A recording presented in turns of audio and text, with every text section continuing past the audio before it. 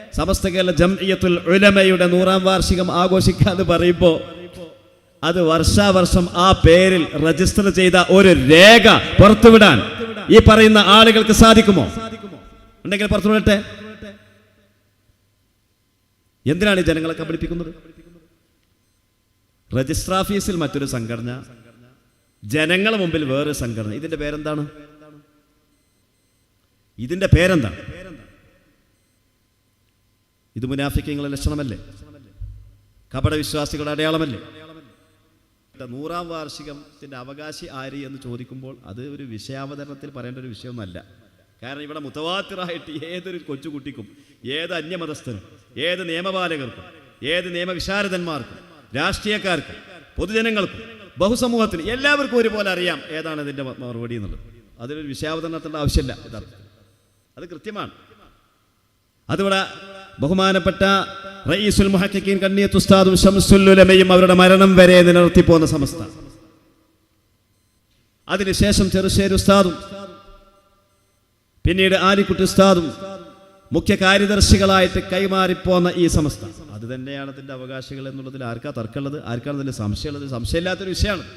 അതുകൊണ്ട് ആ അവകാശവാദവുമായിട്ടൊന്നും 100ാം വാർഷികം ആഘോഷിക്കാൻ, പ്രഖ്യാപിക്കാൻ ഇവിടെ സമസ്തയിൽ നിന്ന് പുറത്തുപോയി, അല്ലെങ്കിൽ സമസ്തയിൽ നിന്ന് പുറത്താക്കപ്പെട്ടു, അങ്ങനെ പൈമലാണ്. ഇത് ലാസിമാണോ മുതഅദ്ദിയാണോ എന്നൊക്കെയാണ് ഇപ്പോൾ അവർ തർക്കിക്കുന്നത്. 89 ഞങ്ങൾ പുറത്ത് പോന്നതാടാ എന്ന് പറയും ചിലർക്ക്.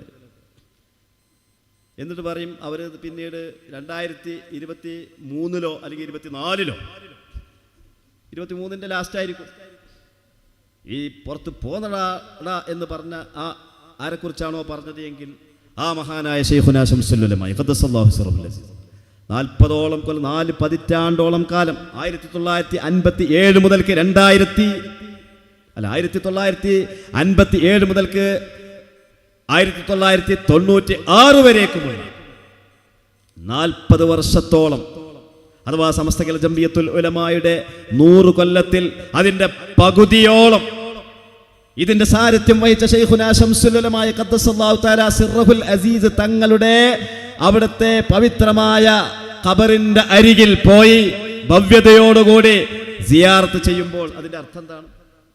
ഇവിടെ ആർക്കാണ് പഴച്ചു എന്നുള്ളതാണ്. കാരണം ഇവിടെ ശംസുൽ ഉലമക്ക് പഴച്ചു.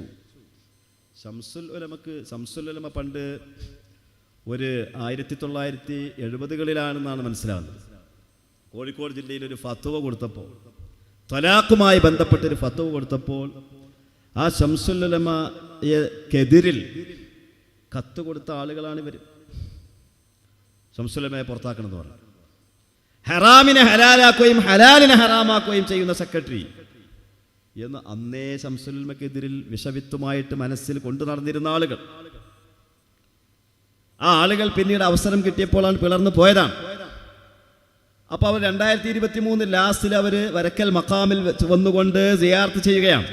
ആരുടെ സിയാർത്ത്? ശൈഖുനാ ശംസുൽ ഉലമ ഖദ്ദസല്ലാഹു സിറഹുൽ അസീസ് തങ്ങളുടെ അവരുടെ സിയാർത്ത് ചെയ്യാം. അപ്പോൾ സിയാർത്ത് ചെയ്യുമ്പോൾ അതിൻ്റെ അർത്ഥം എന്താണ്?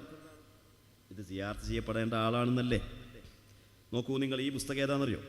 ഇത് പൊന്മള അബ്ദുൽ ഖാദർ മുസ്ലിയാർ എഴുതിയ ത്വലാഖ് എന്ന് പറഞ്ഞ പുസ്തകമാണ്. ഈ പുസ്തകം പണ്ട് വളപുരം ത്വലാഖ് വിവാദത്തിൻ്റെ പശ്ചാത്തലത്തിൽ ഇറക്കിയ പുസ്തകമാണ്. ഈ പുസ്തകത്തിൽ ബഹുമാനപ്പെട്ട ശംസുൽ ഉലമ ഖദ്ദസല്ലാഹു തആല സിറഹുൽ അസീസ് തങ്ങളെ സംബന്ധിച്ച് എന്താണ് എഴുതി വെച്ചിട്ടുള്ളത്? ബഹുമാനപ്പെട്ട ശംസുൽ ഉലമ ഖദ്ദസല്ലാഹു തആല സിറഹുൽ അസീസ് തങ്ങളെ സംബന്ധിച്ച് എഴുതി വെച്ചത് എൻ്റെ പ്രിയപ്പെട്ട സഹോദരങ്ങൾ ആദ്യം ഒന്ന് മനസ്സിലാക്കണം. നോക്കൂ നിങ്ങൾ, ശംസുൽ ഉലമയെ പറ്റി എഴുതാണ്. സമസ്തയുടെ ഇതിലെഴുതാണ്, വളപുരം സംഭവത്തിൽ മുസ്തഫ എന്ന വ്യക്തി തൻ്റെ ഭാര്യയുടെ ഉമ്മയോട് എൻ്റെ മകളുടെ 3 ത്വലാഖും ചൊല്ലി എന്ന വാചകം കൊണ്ട് ത്വലാഖ് സംഭവിച്ചിട്ടില്ലെന്നും അത് ലഗ്വ് അഥവാ നിഷ്ഫലം മാത്രമാണെന്നും വാദിക്കുന്ന ചെറുശ്ശേരി ഉസ്താദ് അവസാനമായി തെളിവാക്കുന്നത് മാരായം കുന്ന് നിവാസിയായ കരിമ്പരക്കൽ മമ്മി എന്നൊരാൾ തൻ്റെ ഭാര്യയെ ത്വലാഖ് ചൊല്ലിയത് സംബന്ധിച്ച് 6/7/91 ഇ കെ അബൂബക്കർ മുസ്ലിയാർ നൽകിയ ഒരു ഫത്വയാണ് തെളിവാക്കുന്നത് ചെറുശ്ശേരി ഉസ്താദ്. എന്നിട്ട് അതിൻ്റെ സംക്ഷിപ്തം ഇപ്രകാരമാണ് എന്ന് പറഞ്ഞിട്ട് അടുത്ത പാരഗ്രാഫിൽ അത് പറഞ്ഞതിന് ശേഷം പിന്നെ പറയാം. മുത്തഅല്ലിമീങ്ങൾ ശ്രദ്ധിക്കണം, ഈ കാര്യങ്ങളൊക്കെ നമ്മൾ മനസ്സിലാക്കണം. ശംസുൽ ഉലമയെ സംബന്ധിച്ച് എന്താണ് ഇവർ അന്ന് 89-ൻ്റെ പശ്ചാത്തലത്തിൽ ആക്ഷേപിച്ചത്? ഞാനൊക്കെ അന്ന് ചെറുതാണ്. അപ്പോൾ നമ്മളൊക്കെ അന്ന് ചെറിയ LP സ്കൂളിലോ അല്ലെങ്കിൽ UP സ്കൂളിൻ്റെ തുടക്കത്തിലൊക്കെ ആയിരിക്കും എന്നാണ് ഞാൻ മനസ്സിലാക്കുന്നത്. അപ്പോൾ അന്നിങ്ങനെ APK 2 എന്നുള്ളത് ഇങ്ങനെ കേൾക്കുന്നുണ്ട്. നമുക്കൊക്കെ ചെറിയ അന്നൊന്നും പത്രങ്ങൾ വായിക്കുക, മറ്റേ മൊബൈലുകളിൽ വാർത്ത വരിക എന്നുള്ള പരിപാടിയൊന്നും ഇല്ലല്ലോ. ഇങ്ങനെ അങ്ങാടിയിൽ പത്രം വായിച്ച് വീട്ടിലേക്ക് വരുന്ന ആളുകളിൽ നിന്ന് കിട്ടുന്ന വിവരം മാത്രമാണ് നമുക്ക് കിട്ടുക. അപ്പോൾ നമ്മൾ ചെറിയ കുട്ടികളാണ്. അപ്പോൾ എന്താണ് സംഭവം, എന്താണ് ഇവിടെ സംഭവിച്ചത് എന്നതിനെക്കുറിച്ച് ഞാനൊക്കെ ജിജ്ഞാസയോടുകൂടി മുതിർന്ന ആളുകളോട്, അത് SSFൻ്റെ ആൾക്കാർ, അവരോട് നമ്മൾ ചോദിച്ചു. അപ്പോൾ അന്ന് അതിൽപ്പെട്ട ഒരാൾ എന്നോട് പറഞ്ഞ മറുപടി ഇപ്പോഴും എനിക്ക് ഓർമ്മയുണ്ട്. EK വഹാബിയായി എന്നാണ്. EK വഹാബിയായി.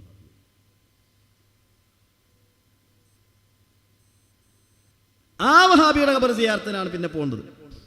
അഊദു ബില്ലാഹ്. അപ്പോൾ ഇതിലെ ഇത് നോക്കൂ നിങ്ങൾ.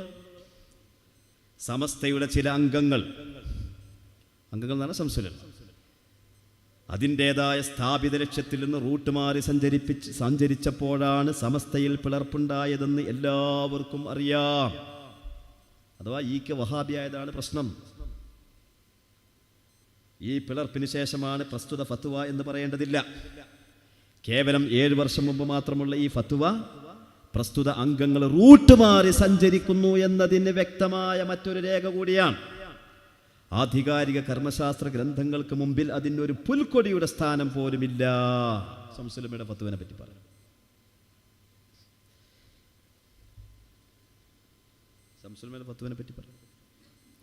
അപ്പോൾ ഇങ്ങനെ റൂട്ട് മാറി സമസ്തയുടെ സ്ഥാപിത ലക്ഷ്യം എന്ന് പറഞ്ഞാൽ സുന്നത്ത് ജമാഅത്താണ്. ആ സുന്നത്ത് ജമാഅത്തിൽ റൂട്ട് മാറി വഹാബിയായി എന്ന് തന്നെ പറഞ്ഞ ആൾക്കാർ അക്കൂട്ടത്ത് അന്നത്തെ കാലത്ത് പറഞ്ഞ് നടക്കുന്നത് നമ്മൾ കേട്ടതാണ്. നമ്മളന്ന് ചെറിയ കുട്ടിയാണ്. അപ്പോൾ ബുലൂഗാവിന് മുമ്പ് കേട്ട കാര്യങ്ങൾ പിന്നെ ബുലൂഗ് ആയതിനു ശേഷം പറഞ്ഞാൽ അത് റിവായത്തിന് പറ്റൂലേ? അതൊക്കെ നമ്മൾ നുഹബിയിലൊക്കെ ഓതുന്ന വിഷയങ്ങളാണ്. അതിലേക്ക് ഇപ്പോൾ നമ്മൾ പോകില്ല. പ്രായപൂർത്തിയാവുന്നതിന് മുമ്പ് കേട്ട കാര്യങ്ങൾ പിന്നെ പ്രായപൂർത്തിയായതിനു ശേഷം റിപ്പോർട്ട് ചെയ്താൽ ആ റിപ്പോർട്ടിൻ്റെ വിധി എന്ത്? അത് മുത്തഅല്ലിമീങ്ങൾ പഠിക്കുന്ന വിഷയമാണ്. അതവിടെ ഇരിക്കട്ടെ. അപ്പം അങ്ങനെ റൂട്ട് മാറി സഞ്ചരിച്ച ആൾ, സുന്നത്ത് ജമാഅത്തിൽ നിന്ന് വഴിമാറിപ്പോയ ആൾ, അവരുടെ ഖബർ സിയാറത്തും നല്ല ശ്രദ്ധിക്കണം. അപ്പോൾ നമ്മളാൾക്കാർ ചോദിച്ചു, ഇപ്പോഴത്തെ കാലത്ത് ഏതൊരു കാര്യം സോഷ്യൽ മീഡിയ വിചാരണ ചെയ്യുമല്ലോ. അപ്പോൾ നിങ്ങളല്ലേ പറഞ്ഞത് ഇറങ്ങി പോന്നടാടാ എന്ന് പറഞ്ഞിട്ട് റൂട്ട് മാറി സഞ്ചരിച്ച ആൾ എന്ന് ആക്ഷേപിച്ച ആ ആളുടെ ഖബറിങ്കൽ ഭവ്യതയോടുകൂടി പോയിട്ട് അവിടെ നിന്നിട്ട് സിയാറത്ത് ചെയ്യുമ്പോൾ അതിൻ്റെ അർത്ഥം എന്താണെന്ന് നമ്മൾ ചോദിച്ചിരുന്നു. പല ആളുകളും ചോദിച്ചിരുന്നു. നമ്മൾ ചോദിച്ചു എന്ന് പറഞ്ഞാൽ പല ആളുകളും ചോദിച്ചു. അപ്പോൾ അതിന് മറുപടി ഒരാൾ ആളെ പേരൊന്നും ഇപ്പോൾ നമ്മൾ പറയണ്ടല്ലോ. അതിന് മറുപടി ആയിട്ട് പറഞ്ഞെന്താണ്? ഷാഫി ഇമാമും അബു ഹനീഫ ഇമാമിൻ്റെ ഖബറിങ്ങ പോയിട്ട് സിയാറത്ത് ചെയ്തില്ലേ? ഇന്നീല അതബറകു ബി ഖബരി അബി ഹനീഫത്ത. ഞാൻ അബു ഹനീഫ ഇമാം എന്ന് പറഞ്ഞാൽ എന്നാ വഫാത്താണിത്? ഷാഫി ഇമാം ജനിക്കണത് ഹിജറ 150-ലാണല്ലേ? ഷാഫി ഇമാം ഹിജറ ജനിക്കണത് 100. ആ വർഷത്തിൽ തന്നെയാണ് അബു ഹനീഫ ഇമാം മരിച്ചും പോയിട്ടുണ്ട്. അപ്പോൾ അബു ഹനീഫ ഇമാമിന് ഷാഫി ഇമാം കണ്ടിട്ടല്ല. പക്ഷേ ഷാഫി ഇമാം അബു ഹനീഫ ഇമാമിൻ്റെ ഖബറിങ്ങൾ പോയിട്ട് ബർക്കത്തെടുക്കും. എന്തെങ്കിലും പ്രശ്നങ്ങൾ 2 റക്അത്ത് സുന്നത്ത് നിസ്കരിച്ചിട്ട് അവിടെ പോയിട്ട് ബർക്കത്തെടുക്കും. എന്നിട്ട് അധികം താമസിയാതെ തന്നെ ഷാഫി ഇമാമിൻ്റെ ആവശ്യങ്ങൾ നിറവേറ്റപ്പെടും എന്ന് ഷാഫി ഇമാം പറയുന്നുണ്ട്. അപ്പോൾ അവിടെ കുനൂത്ത് ഓതണോതല്ലേ? ഷാഫി ഇമാമും അബു ഹനീഫ ഇമാമും തമ്മിൽ വീക്ഷണ വ്യത്യാസമുണ്ട്. സുബഹിക്ക് കുനൂത്ത് സുന്നത്തുണ്ടോ? ഷാഫി ഇമാം പറയുന്ന സുന്നത്തുണ്ട്, അബു ഹനീഫ ഇമാം പറയുന്ന സുന്നത്തില്ല. അപ്പോൾ വീക്ഷണ വ്യത്യാസം വന്നില്ലേ? വീക്ഷണ വ്യത്യാസം വന്നാലും സിയാർത്ത് എന്താ ചെയ്തൂടെ? ഷാഫി ഇമാം സിയാർത്ത് ചെയ്തില്ലേ എന്നാണ് ചോദ്യം. അത് നല്ല ചോദ്യം. അതെന്ത് ചോദ്യം? ഇറങ്ങി പോകുന്നതാണിത്. ഷാഫി ഇമാം അബു ഹനീഫ ഇമാമിനോട് പറയാടാ ഞാൻ ഇറങ്ങിപ്പോന്നതാണടാ എന്ന് പറഞ്ഞിട്ട് പിന്നെ അവിടെ സിയാർത്തിനല്ലോ. എന്ത് വർത്താനാണ്? അല്ലേ പുറത്താക്കിയത്? കുനൂത്തിൽ അഭിപ്രായ വ്യത്യാസം പോലെയാണോ അപ്പോൾ അത്? അതേ സമയത്ത് ബഹുമാനപ്പെട്ട ഹസനുൽ ബസരി റളിയല്ലാഹു തആല അൻഹു ബഹുമാനപ്പെട്ടവരുടെ സദസ്സിൽ നിന്ന് മുഅ്തസിലികളെ പുറത്താക്കി. അകന്നുപോയി, വിട്ടുപോയി. ഇറങ്ങിപ്പോയി. ആ ഇറങ്ങിപ്പോയ ആൾ പിന്നെ ഒന്ന് സിയാർത്ത് ചെയ്യുമ്പോൾ അതിൻ്റെ അർത്ഥം എന്താണ്? വാസിൽ ബിൻ അത്താവ് പിന്നെ വന്നിട്ട് സിയാർത്ത് ചെയ്യുകയാണെങ്കിൽ അതിൻ്റെ അർത്ഥം എന്താണ്? അത് വേറെയാണ് അർത്ഥം. അപ്പം കർമ്മശാസ്ത്രപരമായ ഭിന്നിപ്പും എന്നിട്ട് പിന്നെ അവർ തമ്മിലുള്ള ബഹുമാനവും ഈ പറഞ്ഞതും തമ്മിൽ ഒരുപോലെയാണോ? ഇവിടെ നിങ്ങൾ സുന്നത്ത് ജമാഅത്തിൽ നിന്ന്, സമസ്തയുടെ രൂപീകരണ ലക്ഷ്യത്തിൽ നിന്ന് വഴിമാറി സഞ്ചരിച്ചു എന്ന ആരോപണം ഉന്നയിച്ചുകൊണ്ടാണ് പുറത്തുപോയത്. ആരോപിക്കപ്പെട്ട മഹാനായ ശൈഖുനാ ശംസുൽ ഉലമായി ഖദ്ദസല്ലാഹു സിർറഹുൽ അസീസ് ബഹുമാനപ്പെട്ടവരുടെ ഖബർ അവിടുത്തെ മഖാമിൽ വന്നിട്ടാണ് സിയാറത്ത് ചെയ്യുന്നത്. അതെങ്ങനെ? ഷാഫി ഇമാമിന്റെ ഖുനൂത്തിന്റെ മസലയും അബൂ ഹനീഫ ഇമാമിന്റെ ഖബറിങ്ങ പോയിട്ട് സിയാറത്തും അതുമായിട്ട് എന്ത് ബന്ധമുള്ളത്? അപ്പോൾ ഇവിടെ 100-ാം ഞാൻ വിഷയത്തിലേക്ക് ചുരുക്കുകയാണ്. സമസ്ത കേരള ജംഇയ്യത്തുൽ ഉലമ 2006 അതിന്റെ 100-ാം വാർഷികം പ്രഖ്യാപിച്ചു. എന്നാ പ്രഖ്യാപിച്ചത്? 2016 പ്രഖ്യാപിക്കുന്നത്, 90-ാം വാർഷിക ഘട്ടത്തിൽ. ആരാണ് പ്രഖ്യാപിക്കുന്നത്? മഹാനായ സയ്യിദ് ഹൈദർ അലി ശിഹാബ് തങ്ങൾ. എവിടെ വെച്ചിട്ടാണ് പ്രഖ്യാപിക്കുന്നത്? ആലപ്പുഴയിൽ വെച്ചിട്ടാണ് പ്രഖ്യാപിക്കുന്നത്. ആര് മുമ്പിലാണ് പ്രഖ്യാപിക്കുന്നത്? കേരളം കണ്ട ചരിത്രത്തിലെ ഏറ്റവും വലിയ മഹാസമ്മേളനത്തിൽ വെച്ചുകൊണ്ട് ലക്ഷോപലക്ഷങ്ങളെ സാക്ഷി നിർത്തിക്കൊണ്ട് ലക്ഷോപലക്ഷങ്ങളുടെ തക്ബീറിന്റെ അഭിവാദ്യങ്ങളോടുകൂടി പ്രഖ്യാപിച്ചതാണ് 100-ാം വാർഷികം. അല്ലാതെ ആരെങ്കിലും ഒരാൾ പ്രഖ്യാപിക്കുമ്പോൾ അതിന് ബദലായി പ്രഖ്യാപിക്കുന്നതല്ല. അത് ഇതിന്റെ സ്വഭാവമാണ്. സമസ്ത കേരള ജംഇയ്യത്തുൽ ഉലമ ഫറോക്കിൽ വെച്ച് സമ്മേളനം നടത്തുമ്പോൾ, അതിന്റെ 6-ാം സമ്മേളനം നടത്തുമ്പോൾ ആ സമ്മേളനം നിർത്തിവെക്കണമെന്ന് പറഞ്ഞിട്ടുള്ളൊരു ഓർഡർ വരികയാണ്. അതിന് കാരണം കേരള ജംഇയ്യത്തുൽ ഉലമ എന്ന പേരിൽ ഇവിടെ ഞങ്ങൾ നിയമാനുസൃതം പ്രവർത്തിക്കുന്നു എന്ന് വഹാബികൾ അവിടെ കേസ് കൊടുത്തു. ഈ സമ്മേളനം നിർത്തിവെക്കാൻ വേണ്ടി, അല്ലെങ്കിൽ ഈ സമ്മേളനത്തിന്റെ തകർച്ചയ്ക്ക് വേണ്ടി. അപ്പോഴാണ് വിശദീകരണം കൊടുത്തത്, ഇതിന് കേരള ജംഇയ്യത്തുൽ ഉലമയല്ല, ഇത് സമസ്ത കേരള ജംഇയ്യത്തുൽ ഉലമയാണ്, അതുകൊണ്ട് അത് വേറെയാണ് ഇത് വേറെയാണ് എന്ന് പറഞ്ഞുകൊണ്ട് വിശദീകരണം കൊടുത്തത്. അതോടുകൂടി വഹാബികളുടെ ആ കുതന്ത്രം പൊളിഞ്ഞു. അപ്പോൾ ഒരു പ്രസ്ഥാനത്തിന്റെ അതിന്റെ രൂപീകരണം വളരെ പ്രധാനം. ബഹുമാനപ്പെട്ട അബ്ദുൽ ബാരി മുസ്ലിയാർ സമസ്ത കേരള ജംഇയ്യത്തുൽ ഉലമയുടെ രൂപീകരണം ഇവിടെ അത് ആ രൂപീകരണത്തിന്റെ പശ്ചാത്തലം അതെങ്ങനെ വന്നതാണ്? മശായിഖന്മാരിൽ നിന്ന്, ഉസ്താദുമാരിൽ നിന്ന്, ഗുരുനാഥന്മാരിൽ നിന്ന്, സാദാത്യങ്ങളിൽ നിന്നുള്ള ഇതിന് വേണം. ആ ഇതിനാൽ രൂപീകരിക്കപ്പെട്ടതാണ് സമസ്ത കേരള ജംഇയ്യത്തുൽ ഉലമ. മറ്റേതോ 100-ാം വാർഷികം പ്രഖ്യാപിക്കുന്നു എന്ന് പറഞ്ഞ ആളുകൾ പ്രഖ്യാപിച്ചു. 100-ാം വാർഷിക പ്രഖ്യാപനം കാസർഗോഡ് വെച്ച് നടത്തിയ ആളുകൾ അവർ രൂപീകരിച്ച സംഘടനയുടെ ഇതിന് എവിടുന്ന് ലഭിച്ചതാണ്? അതിന് സമ്മതമുണ്ടോ? അതിന് മശായിഖന്മാരുടെ അനുവാദമുണ്ടോ? അന്ന് കേരളം ദുആഇന് ഇജാബത്ത് കിട്ടുന്ന മഹാൻ എന്ന് ഒരു കറാഹത്ത് പോലും ചെയ്തിട്ടില്ല എന്ന് മുസ്ലിങ്ങൾ മാത്രമല്ല അമുസ്ലിങ്ങളാൽ പോലും അംഗീകരിക്കപ്പെട്ട റഈസുൽ മുഹഖിഖീൻ കണ്ണിയത്ത് ഉസ്താദും ലോകത്തിന്റെ പണ്ഡിതൻ എന്ന് അറബ് ലോകം പോലും വിശേഷിപ്പിച്ച മഹാനായ ശംസുൽ ഉലമായ ഖദ്ദസല്ലാഹു സിർറഹുൽ അസീസ് അവരുള്ള കാലത്ത്, ഇപ്പൊ അവർ പറയുന്നത് അവരുള്ള കാലത്ത് അവരെ ധിക്കരിച്ചുകൊണ്ട്, അപ്പൊ ധിക്കാരത്തിന്റെ അടിസ്ഥാനത്തിൽ വരുന്നൊരു സംഘടന. ഒന്ന് മശായിഖന്മാരുടെ ഇതിന് വേണമെന്ന് പറഞ്ഞുകൊണ്ട് വഹാബികളുമായിട്ട് കലഹിച്ചിറങ്ങി അവരെ പ്രതിരോധിക്കാൻ വേണ്ടി രൂപീകരിച്ച സംഘടന. അപ്പൊ അത് ശരിയായ പശ്ചാത്തലം അതിനുണ്ട്. ലമസ്ജിദുൻ ഉസ്സിസ അല തഖ്വാ മിൻ അവ്വലി യൗമിൻ. എന്താ അവ്വലി യൗം എന്ന് പറഞ്ഞാൽ? അതിന്റെ പ്രഥമ രൂപീകരണ വേളയിൽ തന്നെ അവ്വലി യൗം പ്രധാനമായിരിക്കണം. ബഹുമാനപ്പെട്ട സൽമാനുൽ ഫാരിസി റളിയല്ലാഹു തആല അൻഹുവിന്റെ ചരിത്രം നിങ്ങൾ കേട്ടിട്ടില്ലേ? സൽമാനുൽ ഫാരിസി റളിയല്ലാഹു തആല അൻഹുവിന്റെ ചരിത്രത്തിൽ പറയുന്നുണ്ട്, സൽമാനുൽ ഫാരിസി വിദേശത്ത് പോയിട്ട് പിന്നെ മടങ്ങി വരിക. അങ്ങനെ ഉമർ ഇബ്നുൽ ഖത്താബ് റളിയല്ലാഹു തആല അൻഹുവിനെ കണ്ടുമുട്ടി. അർളാക ലില്ലാഹി അബ്ദാ, അല്ലാഹുവിന് വേണ്ടി ഞാൻ താങ്കളെ തൃപ്തിപ്പെടുന്നു, താങ്കൾ ഒരു അല്ലാഹുവിന്റെ ഇഷ്ടദാസനാണെന്ന നിലക്ക്. അങ്ങനെ കൂടിയാലോചനകൾ നടന്നു, ഒരു വിവാഹം നടന്നു. കിന്ദ എന്ന് പറഞ്ഞ സ്ഥലത്ത് വെച്ചുകൊണ്ട് സൽമാനുൽ ഫാരിസി വിവാഹം കഴിച്ചു. അങ്ങനെ രാത്രിയിൽ വീട്ടുകൂടാൻ വേണ്ടി ഭാര്യയുടെ അടുക്കൽ ചെല്ലുമ്പോൾ ആ വീടൊക്കെ വളരെയധികം അലങ്കരിച്ചിട്ടുണ്ട്. അപ്പോൾ ആ സമയത്ത് പറഞ്ഞു, ഇതെന്താ കഅബാലയമാണോ ഇങ്ങനെ അലങ്കരിക്കുക? കഅബാലയം അവിടുന്ന് മക്കത്ത് നിന്ന് ഇങ്ങോട്ട് വന്നതാണോ എന്നൊക്കെ സൽമാനുൽ ഫാരിസി ചോദിക്കുന്നുണ്ട്. ഞാനതിൻ്റെ വിശദീകരണത്തിലേക്ക് പോകുന്നില്ല. അപ്പോൾ ഞാൻ പറയുന്ന വിഷയങ്ങളൊന്നും ശ്രദ്ധിക്കാം. സൽമാനുൽ ഫാരിസി തൻ്റെ ഭാര്യയെ സമീപിച്ചുകൊണ്ട് പറഞ്ഞു, ആ തുതീഉനി ഔ തഅ്സീൻ, നീ എനിക്ക് വഴിപ്പെടുകയാണോ അതോ എതിര് നിൽക്കുകയാണോ? ആ സമയത്ത് ഭാര്യ പറഞ്ഞു, ബൽ ഉതീഉക ഫീമാ ശിഅ്ത, താങ്കൾ എന്താണ് ഉദ്ദേശിക്കുന്നത് അതിൽ ഞാൻ വഴിപ്പെടും. ആ സമയത്ത് ബഹുമാനപ്പെട്ട സൽമാനുൽ ഫാരിസി അവരുടെ വൈവാഹിക ജീവിതത്തിൻ്റെ, കുടുംബ ജീവിതത്തിൻ്റെ, ദാമ്പത്യ ജീവിതത്തിൻ്റെ ആദ്യ നിമിഷം അത് വളരെ കൃത്യമായിരിക്കണം. അതിനുവേണ്ടി ബഹുമാനപ്പെട്ടവർ പറഞ്ഞു, ഇന്ന ഖലീലി സ്വല്ലല്ലാഹു അലൈഹി വസല്ലം അമറനാ ഇദാ ദഖല അഹദുനാ ബി അഹ്ലിഹി അൻ യഖൂമ ഫയുസല്ലി. ആദ്യമായിട്ട് ഭാര്യയുടെ അടുക്കൽ ചെല്ലുമ്പോൾ ആദ്യ രാത്രിയിൽ അവർ 2 റക്അത്ത് സുന്നത്ത് നിസ്കരിക്കണം. അപ്പോൾ ഭർത്താവ് ഇമാമായിട്ട് നിൽക്കുക. വയഉമുറുഹ അൻ തുസല്ലിയ ഖൽഫഹു, ഭർത്താവ് ഇമാമായി നിൽക്കട്ടെ, ഭാര്യ മഅ്മൂമായി നിൽക്കട്ടെ. വയദ്ഉ വതു അമ്മിന, നോക്കൂ നിങ്ങൾ, നിസ്കാരത്തിന് ശേഷം ദുആ ചെയ്യുക. ആര് ദുആർക്കുക? ഇമാമ് ദുആർക്കുക, മൗമൂമായ ഈ പെണ്ണ് ആമീൻ ചൊല്ലുകയും ചെയ്യുക. ഇത് റസൂലുള്ളാഹി എന്നോട് കൽപ്പിച്ചതാണെന്ന് മഹാനായ സൽമാനുൽ ഫാരിസി റളിയല്ലാഹു അൻഹു ഇമാം തബറാനി റിപ്പോർട്ട് ചെയ്ത ഹദീസിൽ കാണാം. അപ്പോൾ കൂട്ടുപ്രാർത്ഥനയ്ക്ക്, നിസ്കാരത്തിന് ശേഷം കൂട്ടുപ്രാർത്ഥനയ്ക്ക് വല്ല തെളിവും ഉണ്ടോ എന്നൊക്കെ ചില ആൾക്കാർ ചോദിക്കാറുണ്ട്.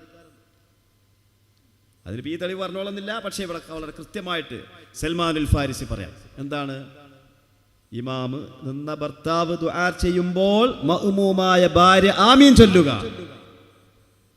അപ്പോൾ മിൻ അവ്വലി യൗമ് കൃത്യമായിരിക്കണം. അവ്വലി യൗമ് കൊളായിട്ട് പിന്നെ കുറേ നല്ല കാര്യങ്ങൾ ചെയ്തിട്ട് കാര്യമില്ല, അത് അനർത്ഥമാണ്, അതിന് ബർക്കത്തുണ്ടാവില്ല, അത് സുതാര്യമല്ല. ഇവിടെ നോക്കൂ നിങ്ങൾ, 89 ശേഷം ഇവിടെ രൂപീകരിക്കപ്പെട്ട 100ാം വാർഷികത്തിൻ്റെ അവകാശി ആര് എന്ന് ചോദിക്കുമ്പോൾ അത് ഒരു വിഷയാവതരണത്തിൽ പറയേണ്ട ഒരു വിഷയമൊന്നുമല്ല. കാരണം ഇവിടെ മുതവാത്തിറായിട്ട് ഏതൊരു കൊച്ചുകുട്ടിക്കും, ഏത് അന്യമതസ്ഥനും, ഏത് നിയമപാലകർക്കും, ഏത് നിയമവിശാരദന്മാർക്കും, രാഷ്ട്രീയക്കാർക്കും, പൊതുജനങ്ങൾക്കും, ബഹുസമൂഹത്തിനും എല്ലാവർക്കും ഒരുപോലെ അറിയാം ഏതാണ് ഇതിൻ്റെ മറുപടി എന്നുള്ളത്. അതിലൊരു വിഷയാവതരണത്തിൻ്റെ ആവശ്യമില്ല. യഥാർത്ഥത്തിൽ അത് കൃത്യമാണ്.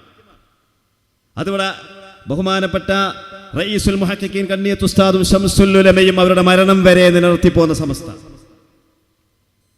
അതിനുശേഷം ചെറുശ്ശേരി ഉസ്താദും പിന്നീട് ആലിക്കുട്ടി ഉസ്താദും മുഖ്യ കാര്യദർശികളായിട്ട് കൈമാറിപ്പോന്ന ഈ സമസ്ത, അത് തന്നെയാണ് അതിൻ്റെ അവകാശികൾ എന്നുള്ളതിൽ ആർക്കാ തർക്കമുള്ളത്? ആർക്കാണ് അതിൽ സംശയമുള്ളത്? സംശയമില്ലാത്തൊരു വിഷയമാണ്. അതൊരിക്കലും തന്നെ സംശയമുള്ള വിഷയമല്ല. നിങ്ങൾ നോക്കൂ, ഞാൻ ഒരു ചെറിയ ഒരു രേഖ നിങ്ങളുടെ മുമ്പിൽ കാണിക്കാം.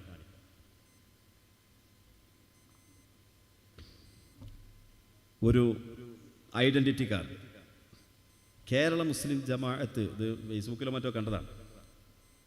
കേരള മുസ്ലിം ജമാഅത്ത് എന്നതിൻ്റെ, കേരള മുസ്ലിം ജമാഅത്ത് എന്ന് പറഞ്ഞാൽ ഈ 100ാം വാർഷികം പ്രഖ്യാപിച്ച ആൾക്കാരുണ്ടല്ലോ, അവരുടെ ബഹുജന സംഘടനയാണെന്ന് പറയുന്ന സംഘടനയാണ് കേരള മുസ്ലിം ജമാഅത്ത്. ഈ കേരള മുസ്ലിം ജമാഅത്തിൻ്റെ മെമ്പർഷിപ്പിൽ ഈ മെമ്പർഷിപ്പിൻ്റെ ഉടമ താഴെ നിർദ്ദേശങ്ങൾ പാലിക്കാൻ ബാധ്യസ്ഥനാണ്. സമസ്ത കേരള സുന്നി ജംഇയ്യത്തുൽ ഉലമയുടെ ആശയാദർശങ്ങൾ പിന്തുടരുക. അതേതാണ്? സമസ്ത കേരള സുന്നി ജംഇയ്യത്തുൽ ഉലമ, അതേതാണ്? അതിൻ്റെ ആശയാദർശങ്ങൾ പിന്തുടരുക. വരക്കൽ മുല്ലക്കോയ തങ്ങൾ സ്ഥാപിച്ച സംഘടനയുടെ പേരെന്താണ്? സമസ്ത കേരള സുന്നി ജംഇയ്യത്തുൽ ഉലമ എന്നാണോ? വരക്കൽ മുല്ലക്കോയ തങ്ങളും പാങ്ങൽ അഹമ്മദ് കുട്ടി മുസ്ലിയാരും അതുപോലെ തന്നെ അബ്ദുൽ ബാരി ഉസ്താദും ഇങ്ങനെയുള്ള അഹമ്മദ് കോയ ശാലിയാത്തിയും റഈസുൽ മുഹഖഖീൻ കണ്ണിയത്ത് ഉസ്താദും മഹാനായ ഖുത്ബി മുഹമ്മദ് മുസ്ലിയാർ നവ്വറല്ലാഹു മറാഖിദഹും അവരുടെ ആശീർവാദത്തോടെയും അവരുടെ നേതൃത്വത്തോടെയും സ്ഥാപിതമായ ഈ മഹാസംഘടനയുടെ പേര് സമസ്ത കേരള സുന്നി ജംഇയ്യത്തുൽ ഉലമ എന്നാണോ? അല്ല, സമസ്ത കേരള ജംഇയ്യത്തുൽ ഉലമ എന്നാണ്. ആ സംഘടന ഇപ്പോൾ ആരാണ് നടത്തുന്നത്? അതിന്റെ രജിസ്ട്രേഷൻ ആരാണ് നിർവഹിക്കുന്നത്? വർഷാവർഷം ഇത് രജിസ്റ്റർ ചെയ്യണമല്ലോ. സമസ്ത കേരള ജംഇയ്യത്തുൽ ഉലമയുടെ 100ാം വാർഷികം ആഘോഷിക്കാന്ന് പറയുമ്പോൾ അത് വർഷാവർഷം ആ പേരിൽ രജിസ്റ്റർ ചെയ്ത ഒരു രേഖ പുറത്തുവിടാൻ ഈ പറയുന്ന ആളുകൾക്ക് സാധിക്കുമോ? ഉണ്ടെങ്കിൽ പുറത്തുവിടട്ടെ. എന്തിനാണ് ഈ ജനങ്ങളെ കബളിപ്പിക്കുന്നത്? രജിസ്റ്റർ ഓഫീസിൽ മറ്റൊരു സംഘടന, ജനങ്ങളുടെ മുമ്പിൽ വേറെ സംഘടന. ഇതിന്റെ പേരെന്താണ്? ഇതിൻ്റെ പേരെന്താണ്? ഇത് മുനാഫിക്കീങ്ങളുടെ ലക്ഷണമല്ലേ? കപട വിശ്വാസികളുടെ അടയാളമല്ലേ? കപട വിശ്വാസികളെ സംബന്ധിച്ച് പരിശുദ്ധ ഖുർആൻ എന്താണ് പറഞ്ഞത്? അവർ ഖാലു ആമന്ന, നബിയുടെയും സഹാബത്തിന്റെ അരികിൽ വരുമ്പോൾ അവർ പറയും ഖാലു ആമന്ന വഇദാ ഖലൗ ഇലാ ശയാതീനിഹിം ഖാലു ഇന്നാ മഅക്കും. അവർ അവരുടെ പിശാചുക്കളിലേക്ക് ആളൊഴിഞ്ഞു കൊണ്ട് ചെന്നാൽ അപ്പൊ പറഞ്ഞ ഖാലു ഇന്നാ മഅക്കും എന്ന് പറയും.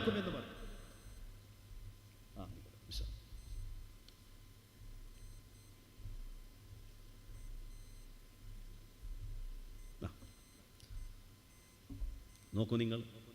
അതുകൊണ്ട് തന്നെ സമസ്ത കേരള ജംഇയ്യത്തുൽ ഉലമായുടെ 100ാം വാർഷിക പ്രഖ്യാപനം എന്നുള്ള പ്രഖ്യാപനം തന്നെ കാപട്യമാണ്. അപ്പോൾ പിന്നെ നമ്മൾ സോഷ്യൽ മീഡിയയിലൊക്കെ കണ്ടു, ഒരു സയ്യിദിനെയും കുറ്റം പറഞ്ഞില്ല, ഒരാളെയും ആക്ഷേപിച്ചില്ല, ഒരാളെയും വിമർശിച്ചില്ല. കണ്ടില്ലേ അവിടെ പ്രസംഗിച്ചത്? കണ്ടില്ലേ, കേട്ടില്ലേ? ആ പ്രഖ്യാപനം തന്നെ നിഫാഖാണ്. പിന്നെ അവിടെ എന്ത് പ്രസംഗിക്കണത്? അതുകൊണ്ട് അത് തെറ്റായ ആ അവകാശവാദം അതൊന്നും വിശദീകരിക്കാതെ തന്നെ മാലോകർക്കറിയാം.